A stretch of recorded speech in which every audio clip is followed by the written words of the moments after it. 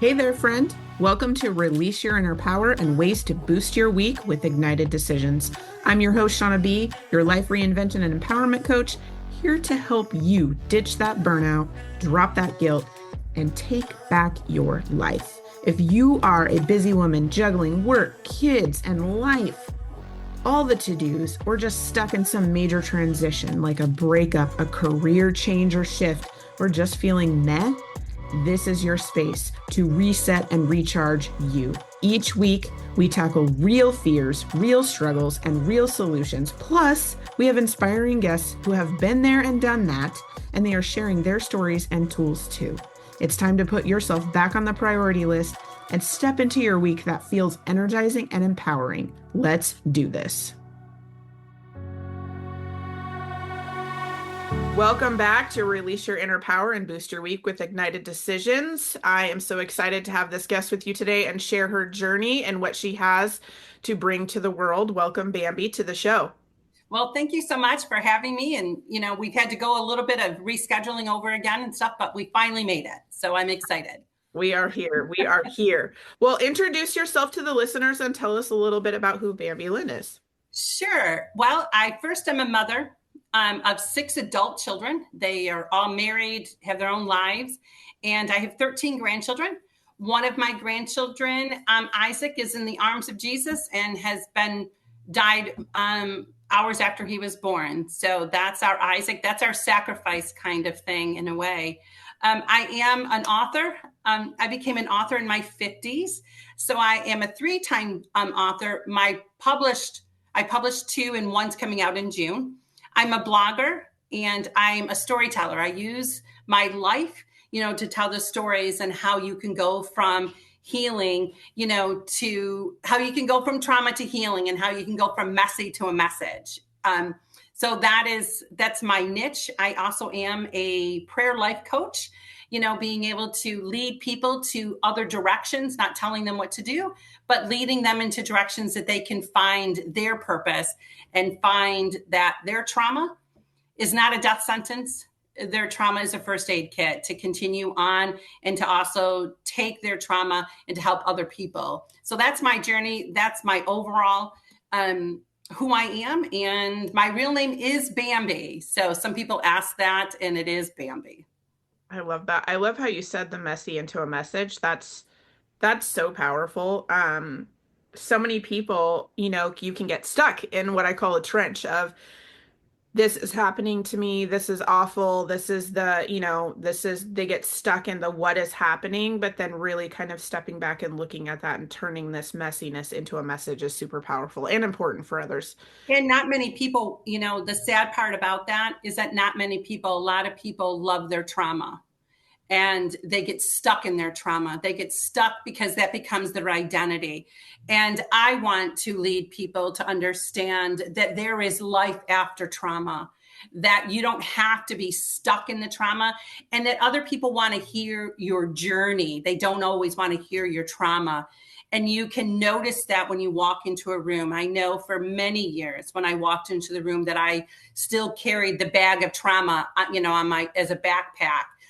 People would listen to you for a moment, but then they would start walking away from you and rolling their eyes because they just don't want to hear it all the time.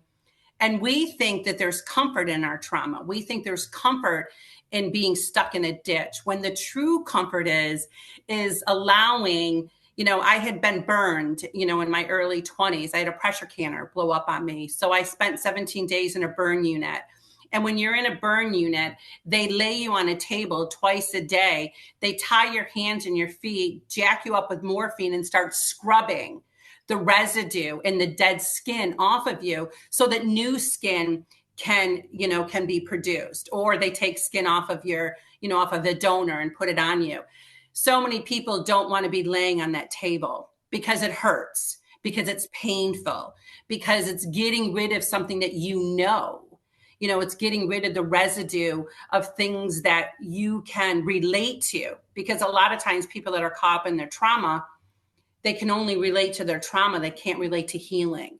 But if people that have gone through the journey and have gone through the work, if we can continue to tell people, hey, statistically, you're no different than half of us. 2 out of 4 women are sexually abused when children. 2 out of 10 women in the church are victims of domestic violence. There's so many statistics. And if I can tell you, you're only a statistic, but I'm telling you that if you want to get rid of being a statistic and grow into being something and somebody that people want to latch onto and want to have what you have, that's a better statistic than to just be caught up in that I'm 2 out of 4 women that have been sexually abused as a child. Absolutely. Absolutely. Well, let's back up a little bit. You Sure. have a lot of amazing messaging, and you have a lot of things that have got you to where you are with being an author and a blogger and all of the things and sharing your story. Where did this all start for you? Where did your journey start to get you to where you are today? When I was in my later 20s, I actually, I was actually writing a story today because I've been a single mom, for a lot of years of my life. I was married, and both of those relationships ended in divorce. One was infidelity, and one was I was a victim of domestic violence. And I became a Christian at 16 years old, and I didn't know what that quite looked like at that age. I didn't know what that was supposed to be. I thought it was full of do's and don'ts, and make sure that I'm always a good girl, make sure that the bat in the corner isn't going to come out of the corner to beat me over the head. I didn't understand grace at the time. I only understood that I just wanted somebody to love me unconditionally. But I thought that I had to perform to do that. And I think that later on in my life, I found grace and I realized it wasn't about performance. It was just about a relationship and growing. But when I was in my late 20s, I actually went to a church service, and I found myself just praying and asking God for what's going to happen in my life. What are you doing? As a broken mother of 6 children, I had 6 children before I turned 30. So just imagine. And then having to deal with the pain of the trauma that I had gone through in my life, and trying to be a mom and messing up my kids, along the way.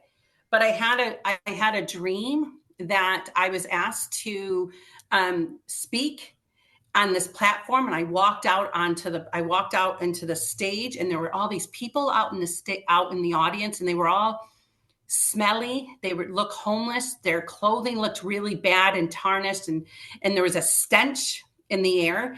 And across each one of their chests, there were words: unloved, ugly, not pretty, unforgiven, nobody loves me, all these words. And I started sharing my testimony and sharing how I had gone through all of this stuff in my life. And as I looked out into the audience, I saw the audience begin to change. I smelled the aroma start smelling like lilacs. And the people in the audience, their clothing started to change, and they were dignified. And there were words now written across their chest that said, blessed, forgiven, set free, beautiful, the daughter of the king. And all these words that brought positivity were now written across their chest. That was when I was 27, 28 years old. I'm 55 years old now. And I see, and I'm going to cry a little bit, I see that coming to pass. I see that dream that was given to me at that age. I see it coming. And I know for years I would say, God, why can't I write a book now? Why? Every year on my birthday, which is January 8th, I would go to some kind of water and I would sit on a rock and I'd say, can I write a book yet? Can you give me the first sentence? And, things like that. And I transplanted myself from New York to Georgia. And when I was 50, because my first book will be 2 years old on June 9th. So 53 years old, I went to this beach, Jekyll Island in the Golden Isles of Georgia. And I asked the question, okay, is it time? Like, this is ridiculous. I got home and I saw my rag doll sitting, on the bed, in there. And I began to realize, oh my goodness, there's my story. And I began to write my story on how God took a broken little girl and he used my rag doll. And she went on a journey with me. And she was my security blanket. She was the one that knew my secret. She was the one that carried my tears. And she was the one that went on the journey. And so my first book was called The Journey of Josephine, How a Doll Mended a Broken Heart. And that was 3 years ago. I wrote another book, The Treasures of My Heart. And that book was about how in the midst of all of my storms in life, and in the midst of all of our storms in life, that there are treasures that are happening even in those storms, because good and bad run together on the same track. But sometimes we only look at the bad that is happening. We're not seeing the good that's happening. So that was that book, was The Treasures of My Heart, finding those treasures that God gave to me in the midst of the storms. My third book, does come out in June, and it's called The God Who Sees. And it's 31 different women within the Word of God that I told their stories that are relatable today. I made them so that they know that there are stories that are in the Word of God that never left them. And so I took all these women within the Bible, and I made their stories relatable today on sexual abuse, assault, blended families, being silenced, having miscarriages, issues of blood, and all these different stories. But I made them so women today could understand that they were never left and they were never forsaken and they never were forgotten. Wow. That's man, so many things here. So first, I know. I'm so sorry. It's okay. So many things here. I love it though. I love it. Okay. So first of all, a single mom of 6 blows my mind, because I'm a single mom of 3. I can't imagine having double of that. And then when you go through something and you are healing, guiding your children, but then all of the responsibilities and to-dos on top of that, to have to break yourself up to be available is like a thing. And I homeschooled for 27 years. I got to give it to you, girl. That's like, hats off to you. Hats off to you. Because it's a whole process. But to be able to, you were able to step back and look at it to a point of knowing, like you said, you're like, I don't want to mess up my kids. Like, this is, I have to figure this out and see, like you're saying, it ended up being a book later, but like, see the treasures in the storm here. Like, you almost like subconsciously knew. How did you know that? Like, how did you go through that section of your life knowing that you have to take the next steps? Like, was there something there where you just guided the whole time? What was I just knew, for some reason, I knew that I needed to be intentional. I needed to be an intentional parent to my children. And you froze. Are you really frozen? No. Okay. You were like, so, when I was, I had 4 babies by 22 years old. I had a teenage pregnancy, at 16, and I went to try to commit suicide at 16, never knowing that I was pregnant.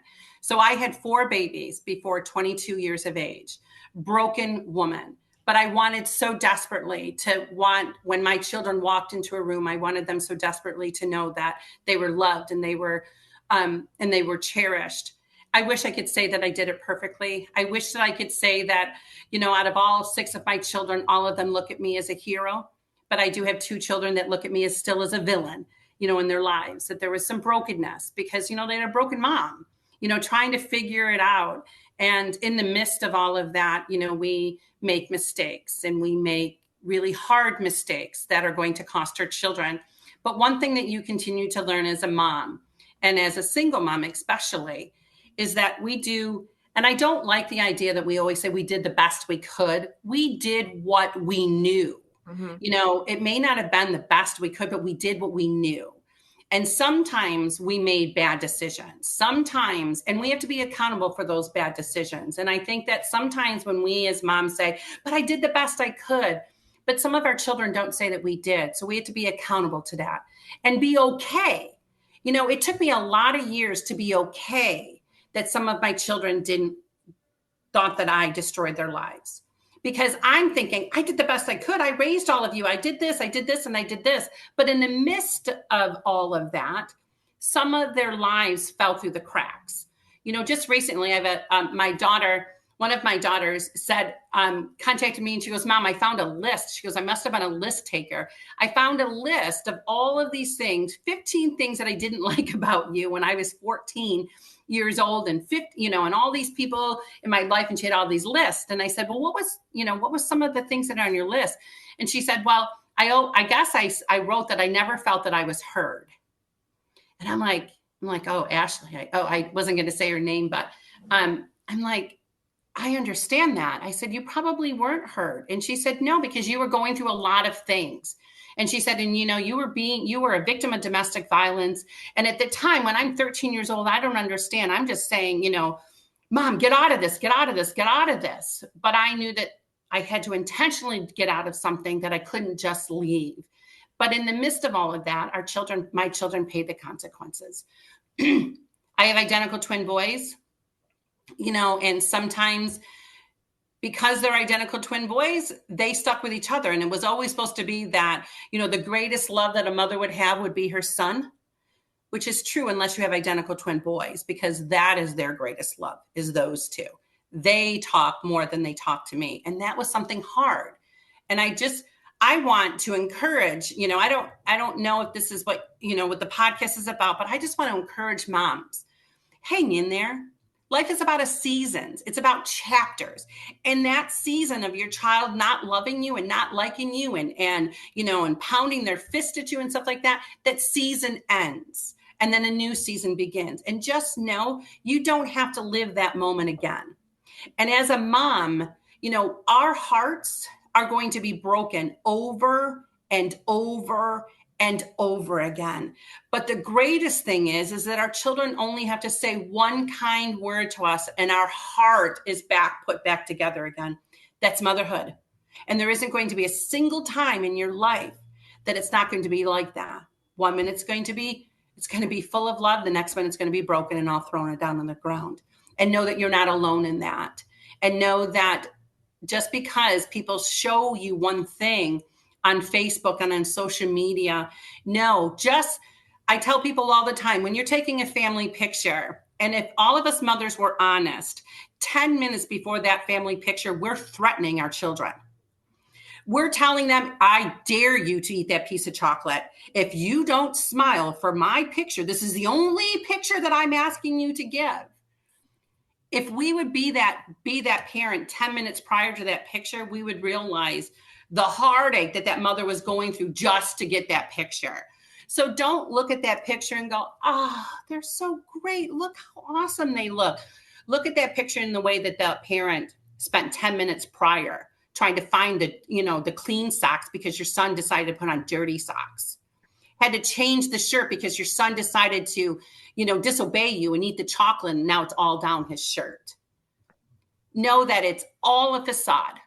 It's so funny that you say that because it's so true. And two, I don't even allow my children to put the picture shirt on until we get there because of that exact same analogy with the chocolate. I'm like, there's going to be toothpaste. It's going to be water. There's going to be something. And I'm just going to be like, oh man, now how. Absolutely. And it's like, no fighting for 20 minutes. Can we do the no? And then our teeth are like, I'm telling you right now, you do this. I know. It's so true. It's so true. And I love that you said all of that. And I love that message that you sent out because it's very true. And I also love, man, there's so many good ones. How you said that you do what you know instead of like, I did the best that I could. I love that statement because I also am in the same boat as you of not saying I do the best that I could because that I'm like, nope, throw that out. I do what I know because what you're going to do the decision for your family, for your, habits, patterns, all of the things that you think is going to work. But sometimes it'll work for a couple weeks and then you're throwing that out the window and you're doing something different because you constantly have to be moving around with development and growth. And, two kids might not be having a good week this week. So things are going to look a little different or what have you. You're constantly pivoting and moving, but being able to do that and knowing that that's freaking normal. That is normal to have to be doing that. It is normal to have a day of mass destruction of just everything is Absolutely. just not happening right. You're like, what is going on? Are everyone Absolutely. going through this? Yes. Yeah. Yes. When I was 13, and I tell this story, not that I agree with the story, but, and I don't condone it, but when I was 13 years old, there was a woman in our society and in our neighborhood. She had 4 children, and her baby she brought home a newborn baby, and all that baby did was keep crying and crying and crying and crying. And she couldn't stop the crying of this child. And so she laid a pillow over the child to have the child stop. The child ended up dying. Oh. And I remember when I was 13 thinking, what a wretched, wretched mother she was. How could she do that? But as an adult, I realized she didn't want to kill her baby. She had no intentions of killing her baby. She had 4 other children at home, and that baby just kept crying. It wasn't like she put the pillow over his head and put her hands on it and stopped. She just laid it over just so he would stop crying for a moment. And I realized that the older you get as a parent, the more empathy and grace that you also get. Not that you condone what happened, but you understand what happened. You understand and you give her grace. Not that you are saying, that I agree with what you did, but you're understanding and saying, I understand.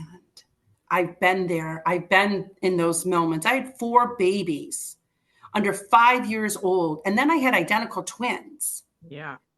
Do you think there wasn't times that I just wanted to end this all, and the burden and the heaviness of parenthood is so hard. And then we say, as mothers, we raised our children all the same way. Why did one turn out this way? Why did one turn out that way? Because we didn't raise our children all the same way. Our children were the progression of what was happening in our lives. Our children are the progression of our healing or our regression. Our children are the examples of the home that we had that ended.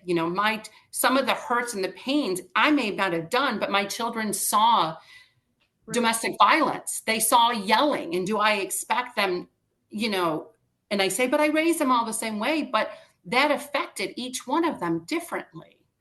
And they didn't understand, when they were young and they would go, just leave him, then leave him. They didn't understand at 12, 13, 14 years old why I was still staying. Mm-hmm. They didn't understand until they became parents themselves and realized, oh my goodness, mom stayed because she was really protecting my brothers, because she knew that if she was to leave, he would get my brothers every other weekend and one day a week. My mother was taking the abuse so that my brothers didn't have to, but they didn't understand that as children, and it affected them as children. Right. And I got to be okay with that. Yeah, I know. That's the other thing too, is you work through the situation, and then you free yourself by getting out of it and being away from that. But then looking back, you have to work through the process of being okay with what happened. Yes. Because of the protection that you were trying to do, and knowing that that's there, but also pivoting in a way of, how can I do this moving forward? How can I, because you can't take it all away, but you can mend it to a point to where they know, how you are showing up for them, right? Yes, absolutely. And so it's so important, because I have an 18-year-old, and then my younger two, they're all the same dad, but I have an 18-year-old and I have younger, like 8 and 10. And so there's a big, huge gap there. And my younger two don't remember us being together because they were so little when we separated. My oldest does. And that is a different story. There's a lot more there, and a lot more, like you said, baggage, pain, trauma, all of that stuff that's there with him that needed to be mended in a way of my part, owning my part, showing up for him now, moving forward, right? And then the other ones, it's different for them. All the same household, all the same, things, but circumstances surrounding them are very different. And so you have to pivot. It's all about like pivoting and learning, and it's okay because if you just throw in the towel, which I like that you said that because I have a code word, it's called South America. So if I get too much and I'm like, I can't do this right now, I just tell my children South America because it's like an inside joke, like I'm going to leave and go move to South Yes. America and they're going to be by themselves. But because there's days where it is. And so when I say Mhm. that, they know. And a lot of times they'll go do their own thing and I'll have my own time so I can come back from that. But when you want to like throw in the towel, there's something about building something from that, knowing that there's going to be something there, but pivoting into a way of what you can do with what you have right now Absolutely. and Absolutely. not giving up. You want to say it and you can say it and take your break, but you always come back to show up. And how can I show up differently? How can I pivot from this? And how can I build this from here?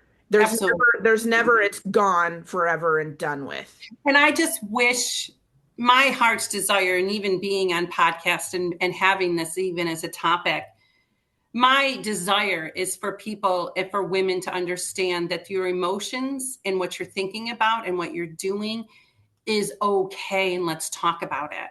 Right. When I homeschooled my kids, I didn't do it all perfect. I remember when my daughter was 5 years old, I had three other children underneath her, and I had come home with a newborn baby, and I had to start homeschooling her. I knew the desire to homeschool in her, and I knew why I was doing it.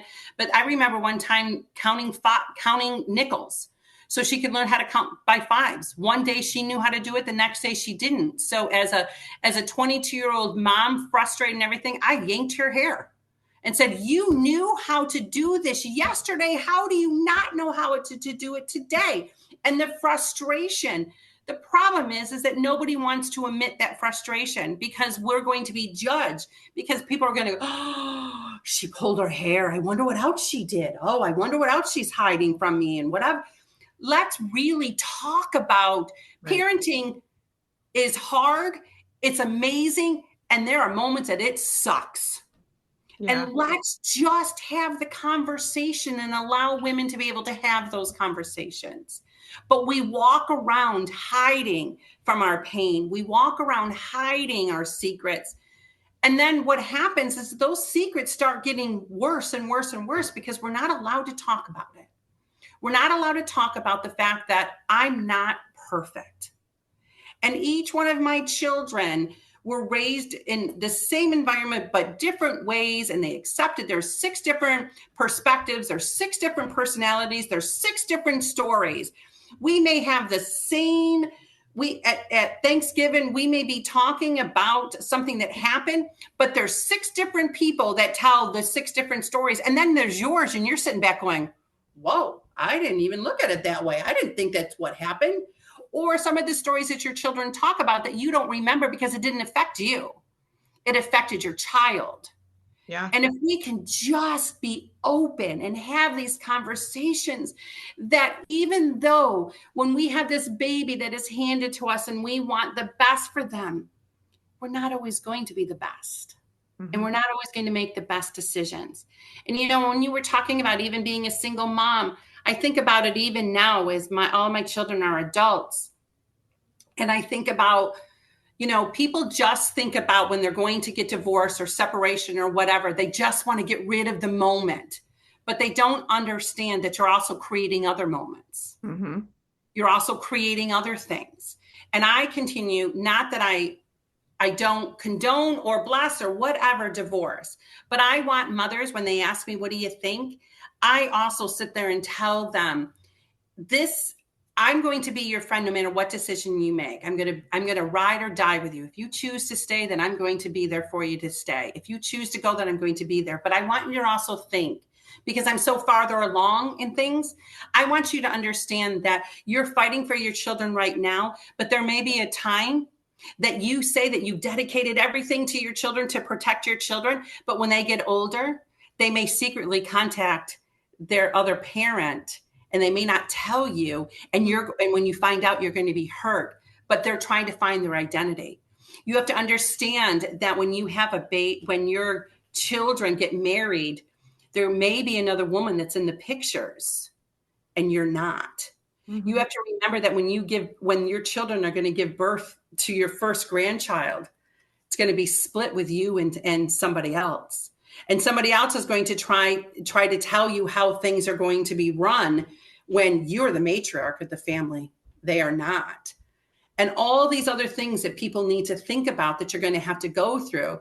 I remember, I spent 2.5 years fighting for my sons, and for my sons not to have to, be with their abusive father. And the judge finally, after 2.5 years, said, you can write to them, you can call them, but they will never be in a car with you again. My children are now 26 years old, trying to build a relationship with somebody that I fought so hard to keep them away. Mm-hmm. And people need to talk about those things too, and it took me a long time. It really took me a long time not to feel offensive by that, because I'm thinking, I fought for you. Mm-hmm. And now you're choosing, and now he's telling you a story. So now he's telling them a story. So then they're doubting and going, Mom, did you fabricate any of this? You're like, there's more to a divorce, more to a separation than just what's happening now. And I just want to remind women, not that I tell you that you shouldn't do that. Yeah. You will pay for this for the rest of your life, not just the moment. And that's hard. What do you mean by pay for it the rest of your life? You'll pay because there's going to be other choices. You may not be in that situation anymore, and you don't have to live with that person, but gradually there's going to be other choices that are going to have to be made, that you will always be locked arms to him. And we think we're not. It's kind of like when you take two pieces of paper and you glue them together, and you have a husband and a wife, or a father or a mother, and then you tear that apart. It doesn't tear really great. Right. It's rigid. And that's what I'm saying, is that you are getting away from that situation, but there's still things that are going to come up within the situation because the tear isn't clean. The tear is jagged. Mm-hmm. That's what I mean, is that there's always something that you're going to have to work through. Just because the divorce decree says you're finally divorced doesn't mean you're necessarily free. It just means now you have different challenges. Yeah, different challenges. Yeah. If that makes sense. Like, I'm not free.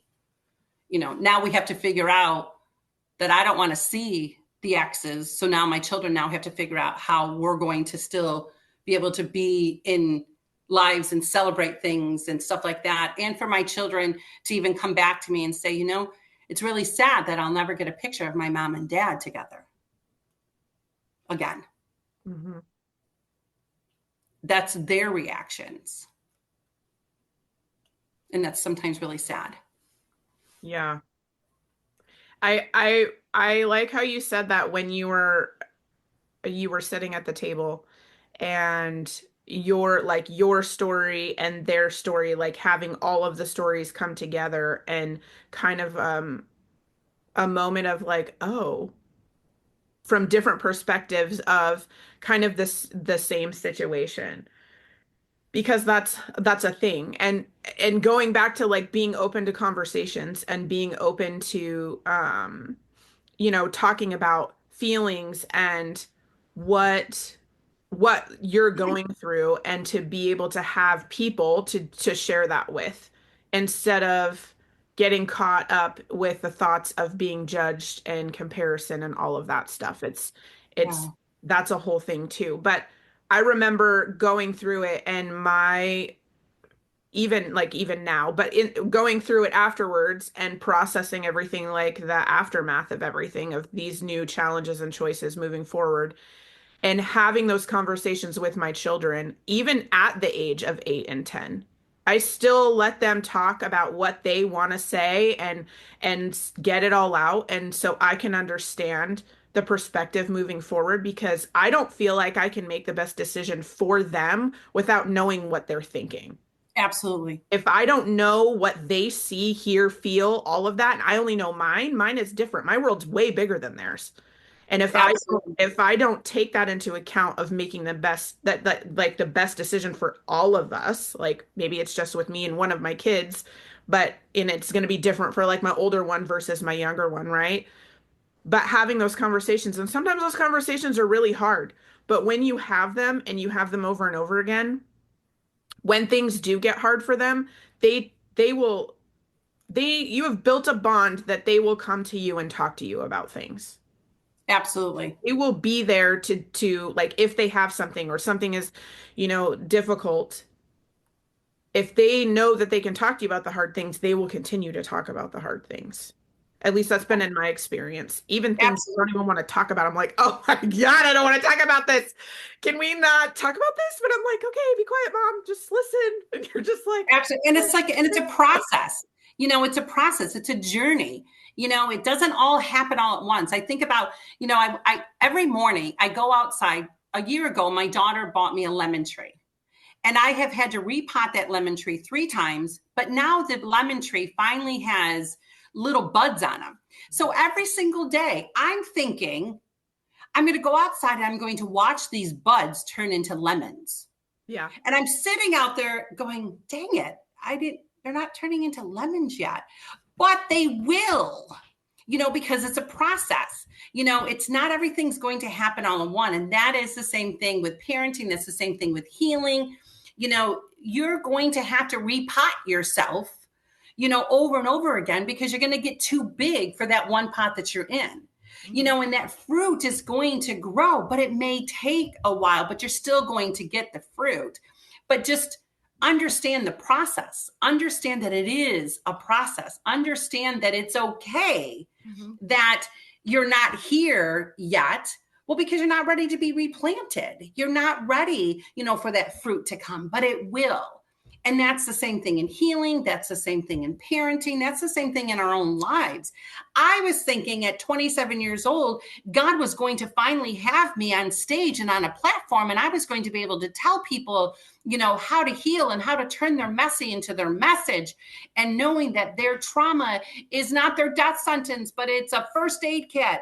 Well, I still had more things to go through. I still had to continue to be transplanted again until I'm in my 50s now. And I can see now that some of the harvest is coming. I can see that the buds are turning into fruit. But I had to walk through some stuff. And we can't expect everybody to be where I'm at. I've been on this journey for 30 years, this journey of healing, but I never wanted to stay. I didn't, no matter how hard it was and no matter how devastating it was, I was okay to keep being replanted. I was okay to be going from one pot to a bigger pot to a bigger pot in order for me to continue to grow. And if that can encourage women, to just be okay with the process. Be okay with what's happening. And, I love metaphors, and I love the metaphor of even the oyster. The oyster has absolutely no pearls inside of that oyster until that oyster has gone through some distress, until that oyster has been tried and trued by being parasites trying to get inside of the shells, by the hurricanes, by the waves, by the pushing up the rocks. That oyster had nothing until that oyster went through the storm. And then when the oyster goes through the storm and you open up the oyster and you see all these pearls that have been implanted within the oyster, but they've only been implanted within that oyster because that oyster's gone through the storms. And you can tell how much of a distress and how much of a storm that oyster went through by the amount and the size of the pearls that are inside of that. That's amazing to me. That to me is such an amazing metaphor of our lives. Our lives are not for nothing. Our trials are not for nothing. Our tears are not for nothing. Our inability to be able to rise after we have been punched in the stomach is not for nothing. It all works out for pearls to be planted and for pearls to be part of our lives, to show us that we have gone through the storm and we have come out to the storm being full of beautiful jewels. That's an amazing thing to me. Yeah, I love that you said that. Thank you for sharing that because that is definitely, that speaks volumes right there. Yeah. Yeah. Don't think you're leaving this earth unscarred, because you're not. Yeah. Yeah. Hmm. Yeah. We're lifing over here. Things are coming through. Storms are coming through. Things are being made. So, it's like everybody, that's another reason why I have this. Everybody has a story, everybody has a journey, everybody has their pain that they're working through and that they've come through. And now, showing people on the other side, this is how I've made it through. This is what I've done. These are the choices that I've made. These are the things that I am now doing. And that is also the beauty of it because some people that I have on, like you, have something that they have made or created or do that spreads that ripple effect to give to out to other people that know that they are not alone, know that these situations can happen. And let me give you, right? Let me give you something that can help you. Let me give you something that can help bridge you to this place of making pearls, of this place of Absolutely. having that, or the lemons, right? By seeing and hearing this. Absolutely. And knowing that there's going to be naysayers in your life. I just read recently about the only enemy that an eagle has is the crow. That's his only enemy. And what happens with an eagle and a crow climbs on top of an eagle and starts trying to bite the eagle's necks. But how the eagle doesn't wave and try to get it off. All the eagle does is keep going higher and higher into the atmosphere where the crow can no longer breathe. So you are going to have naysayers in your life. You're going to have people in your life that are going to talk negatively about you, that are not going to want you to heal. You're going to have people in your life that want you to stay as status quo. You're going to have people in your life that are going to be the backstabbers and things like that. But all you have to do is keep flying higher and higher and higher so that the crow that is eating at your back can no longer breathe anymore and he falls off and he dies. That's your mission. Your mission is you're always going to have naysayers. You're always going to have people that aren't going to like you and aren't going to like what you're doing, but just keep flying high. Mhm. Keep flying higher and higher and higher because an eagle can go higher than any other bird in their horizon and they can tolerate the atmosphere. So be an eagle. Don't be a crow. Yeah. Yeah. I love that. Thank you for sharing that. That you have such good metaphors and stories to I really am such a metaphoric like you person. can really get a visual for it. I love Yes. I want you to share where people can find your books and a little bit more about them. Sure. You can find my books. Of course, you can go on Amazon. But like every author, that has a web page and is building their business, they would love for you to go onto their website. And so it is healingthroughstories.com, where if you subscribe, to my website and you want to buy a book, you can get a 10% discount, the first time that you subscribe, to my website. I also am a blogger. Every week I try to send out a story, or I also have other women, or men if they wanted to be able to share their story so that they could also empower, women and knowing that they're not alone. I also did become a life coach. And, I just started getting clients in I'm a different kind of life coach. As you've noticed, I am a woman of metaphors and things like that. I send a box to my clients of different topics and different metaphors that we're going to do together for you to be able to look at these metaphors and look at these word pictures, and you're able to build, different ways that you're going to look at life. So like one of the examples, that I do in a metaphoric way that, I do send them a picture frame. I send them stickers and things like that and index cards, because the first thing that I want to do is that I want somebody to understand who they are. So I have them look up their names and the meaning of their name and decorate it and frame, their name. Because when you know who you are and you know the adjectives and the characteristics of what your name brings, it gives you an awareness of who you are and why you were created and why you were, why you were invented and created and formed. Your name means something to you. I have I do this for some of it, it's just different, but like I give them a cake and they are making the cake in front of me because cake has oil, water, and eggs. And when you're a Christian, an egg represents the Trinity. And it represents that the Trinity is all involved in the healing of your life. Water represents the Word of God, represents, the washing, of yourself. And oil represents healing. They put oil on your head, it represents healing. But when you put all those ingredients together, and then it has to go through the fire, but then through the fire, there's an aroma that comes through the fire. And, they get cupcakes, that are made for them to understand that we may go through the fire, but ashes turn into beauty. But we have to be burned, that stuff has to be burned off. And then I have them for the week find women, whether it's in the Bible or whether it's in anything that you read, find women that that have gone through the fire and they've been transformed. So that's their assignment, for the week, is to find those women. I think of like Viola Davis. She went through the fire of her life. I read her memoir. And how do you know she went through the fire? And how do you know she's been transformed, by the person that she is today, that she could have taken her life and the things that she had gone through, and she could have stayed in the muck, but she chose not to. So those are kind of some of the things that I do with my clients. I send them a box and we do activities and we do projects for them to see their healing, see that they don't have to live in their trauma. That is so creative. Making a cake and having a box full of stuff. That's really creative. That's unique. Yeah, and it's I charge $240 for my 8-week workshop program. 40 of it is to send them the box. And then, it's $25 a week for 8 weeks for them to sit with me, for an hour a week, to sit through their box and create their box. That's awesome. That's awesome.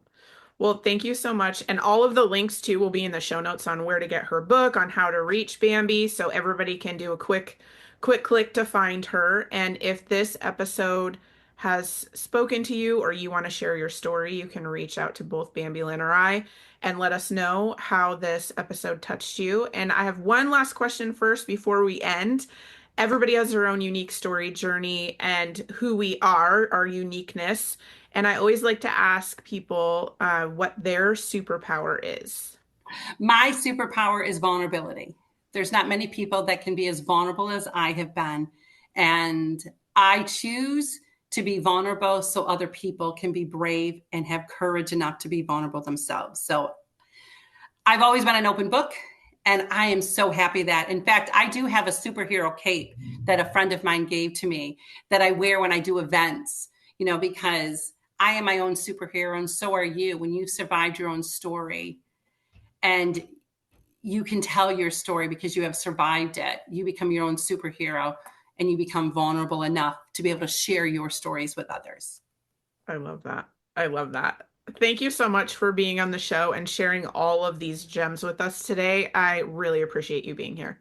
Well, thank you so much for having me and continually to pursue me to be able to do this. So thank you.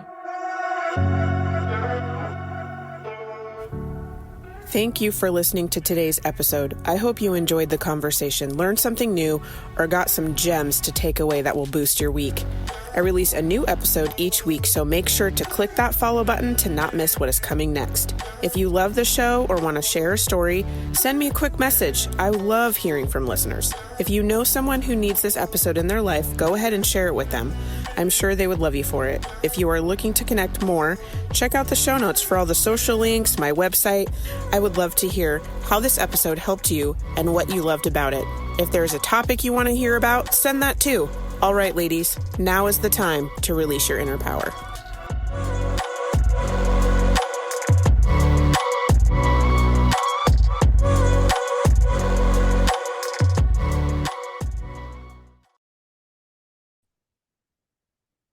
Are you feeling like you're behind or something's off or you've tried to do something new and you just can't get on that wagon? You just keep falling off? Guess what? You're human and life doesn't follow a perfect timeline. Maybe the year didn't start the way that you hoped. Maybe your goals got buried under real life stuff. But here's the truth. You're allowed to begin again anytime you want, whether it's July, September, December, January. Progress doesn't have a deadline. That's why now is the perfect time to join Empower Her. We meet you where you are, help you build momentum, and remind you that you don't have to do this alone. There's still so much time left. Let's make it count together.